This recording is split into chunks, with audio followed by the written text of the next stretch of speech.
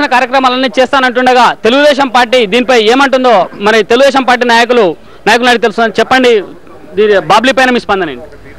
మహారాష్ట్ర ప్రభుత్వం గోదావరి నది పైన నదీ జలాల ఒప్పందాలను ఉల్లంఘించి 12 ప్రాజెక్టుల నిర్మాణం చేస్తున్నది. బాబ్లీ ప్రాజెక్టు సంబంధించిన ఒక్క అంశం మాత్రమే సుప్రీంకోర్టు పరిశీలనలో ఉంది, కేంద్ర జలవనరుల సంఘం దగ్గర పరిశీలనలో ఉంది. కానీ మిగతా 11 ప్రాజెక్టులు కూడా అక్రమంగా నిర్మాణం చేస్తున్నారు. ఆ 11 ప్రాజెక్టుల ప్రస్తావన రాష్ట్ర ప్రభుత్వం ద్వారా కేంద్ర జలవనరుల సంఘం దగ్గర కానీ సుప్రీంకోర్టులో కానీ లేదు. అంటే అవగాహన లేకుండా రాష్ట్రానికి పెద్ద ఎత్తున అన్యాయం జరుగుతున్నా ఒకవైపు మహారాష్ట్ర ప్రభుత్వము నదీ జలాల ఒప్పందాలను ఉల్లంఘించి అన్ని రకాలైన వైలేషన్స్ కు పాల్పడి అక్రమ ప్రాజెక్టులు నిర్మాణం చేస్తుంటే కూడా వాటిని అడ్డుకోవడం లేదు. దురదృష్టం ఏంటంటే ఈరోజు జయక్వాడి నుంచి శ్రీరామ్ సాగర్ ప్రాజెక్టు వరకు 422 కిలోమీటర్ల పొడవున ప్రవహించే గోదావరి నదిలో 12 బ్యారేజ్ల నిర్మాణం చేయడం ద్వారా 10 మీటర్ల లోతుతోని 50 టీఎంసీల నీటిని నదిలోనే నిల్వ చేసుకునే అవకాశం మహారాష్ట్రకు లభిస్తున్నది. 50 టీఎంసీల నీటిని నిల్వ చేసుకోవడమే కాకుండా 100 టీఎంసీల నీటి వరకు కూడా వాళ్ళు వినియోగించుకునే రెండు వైపుల ఎత్తిపోతల పథకాల ద్వారా 100 టీఎంసీల నీటి వరకు కూడా వాళ్ళు వినియోగించుకునే అవకాశం ఉన్నది.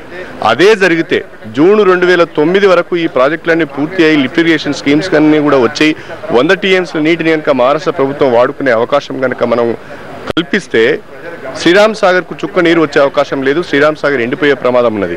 ఈరోజు శ్రీరామ్ సాగర్ ఆయకట్టు కింద ఉత్తర తెలంగాణ జిల్లాలలోని ఆదిలాబాద్, నిజామాబాద్, కరీంనగర్, వరంగల్, నల్గొండ, ఖమ్మం జిల్లాలలో శ్రీరామ్ సాగర్ స్టేజ్ 1 ద్వారా, శ్రీరామ్ సాగర్ స్టేజ్ 2 ద్వారా, శ్రీరామ్ సాగర్ వరదకాల ద్వారా, అలీసాగర్ ద్వారా, గుత్ప ద్వారా, సాదర్మట్ ద్వారా 18 లక్షల ఎకరాల ఆయకట్టు ఉన్నది. ఈ 18 లక్షల ఎకరాల ఆయకట్టు కూడా దాని యొక్క భవిష్యత్తు కూడా ప్రశ్నార్థకంగా మారే ప్రమాదం ఉన్నది. జలయజ్ఞం ద్వారా 1 కోటి ఎకరాలకు సాగునీరు అందిస్తామన్నారు. 4.5 సంవత్సరాలు అయింది. 1 కోటి కాదు కదా, 1,00,000 ఎకరాలకు కూడా ఎక్కడ సాగునీరు అందించిన దాఖలాలు లేవు. ఒక ప్రాజెక్టు కూడా పూర్తి చేసిన దాఖలాలు లేవు. కానీ ప్రభుత్వం అంటుంది వాటి ప్రభుత్వం అడ్డుకోవడం వల్లనే ఈ రోజు వాళ్ళు మహారాష్ట్ర గేట్లు పెట్టకుండా ఆగింది అని చెప్పి ప్రభుత్వ వాదన ఉంది. దాన్ని ఏమంటారు? కళ్ళుండి చూడలేని వాళ్ళు మాట్లాడితే నేను చేసేది లేదు. నిజంగా ఈ ప్రభుత్వానికి చిత్తశుద్ధి ఉంటే ముఖ్యమంత్రి గారు కానీ, పొన్నాల లక్ష్మయ్య గారు కానీ మహారాష్ట్ర ప్రభుత్వం యొక్క అనుమతి తీసుకొని ఆ ప్రాజెక్టులు ఏ రకంగా నిర్మాణం జరుగుతున్నాయో ఒక్కసారి వెళ్ళి చూసి వస్తే మేం చెప్పేది నిజమా లేకుంటే వీళ్ళ చేతగానితనం అనేది రాష్ట్ర ప్రజలకు తెలిసే అవకాశం ఉన్నది.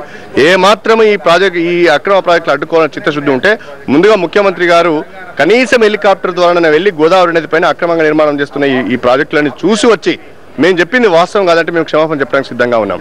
చిత్తశుద్ధి లేని ముఖ్యమంత్రి, చిత్తశుద్ధి లేని కాంగ్రెస్ పార్టీ అవాకులు చవాకులు మాట్లాడడం కాదు. చిత్తశుద్ధి ఉంటే ముందుగా రాష్ట్రంలో, కేంద్రంలో కాంగ్రెస్ పార్టీ అధికారంలో ఉన్నది. రాష్ట్ర ప్రభుత్వం కేంద్ర ప్రభుత్వం పైన ఇన్ఫ్లుయెన్స్ చేసి ఈ అక్రమ ప్రాజెక్టులను అడ్డుకోండి. ఓకే, బాబ్లీ సుప్రీంకోర్టులో ఉంది. బాబ్లీని కాకుండా మిగతా 11 ప్రాజెక్టులను అడ్డుకోండి. మీరు ఏ రకమైన సమాచారాన్ని సేకరించకుండా, మీ నిఘా విభాగాలు పనిచేయకుండా, మీ నీటిపారుదల శాఖ పనిచేయకుండా మేము తీసుకొచ్చిన సమాచారాన్ని కూడా ఉపయోగించుకుని అడ్డుకునే ప్రయత్నం చేయకపోతే ఇంతకంటే దుర్మార్గం ఏం లేదు. ముఖ్యమంత్రి మరొకసారి తెలంగాణకు అన్యాయం చేస్తున్నాడు.